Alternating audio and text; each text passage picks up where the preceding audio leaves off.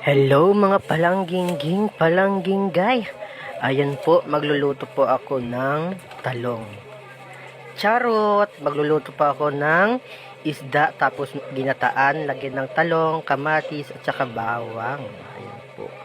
Ayan po, nag-i-slice po ako ng talong. Maninipis po yan para mabilis maluto. Ayan po. Hindi ba ako nakangiti dyan kasi nakakapagod. Ayun, ngumiti na ako. Ayan po, pinapakita ko na po yung isda. Isang piraso lang po yung isda kasi dalawa lang kasi kami nanay dito sa bahay. Tipid po yan. Tanghali hanggang hapunan na po yun. Minsan na umagahan. Ayan po. Slice ko na po na bawang at kamatis. Ayan po ay yung nihog na kinayod na po mga palanggingay. Ayan po yung talong. Maninipis na po yung slice ko diyan. Ayan po. Ayan po ako po ay. Ayan po na po lahat.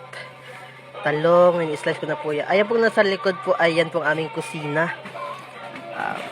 Ayan po aming pamumuhay. Gamit po yung aming gamit. Ayan po, simple lang po kami. Simple lang po yung aming bahay. Kawayan lang po yan. Half semento po yan. Ayan po, pinapakita ko na po yung mga ingredients dyan. Mga palangginging.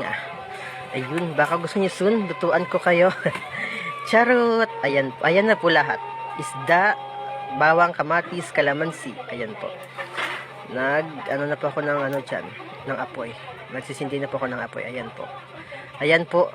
Magsasalang na po ako ng isda. May gata na po yan. Yung unang gata ko nilagay ko po dyan ay yung pangalawang gata po. Tapos yung unang gata po, isasalin ko po. Ayan po.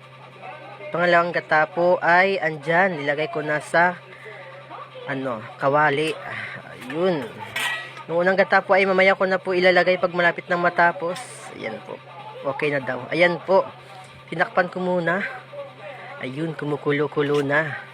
Hintayin tayo ng ilang minuto. Ilalagay na po natin yung ating mga ingredients. Talong. Ayan po. Kinat ko lang po kasi nakalimutan ko. Di ako nakapag-video. Nilagay ko na po yung talong dyan. Ayan po. Luto na po. Maraming salamat.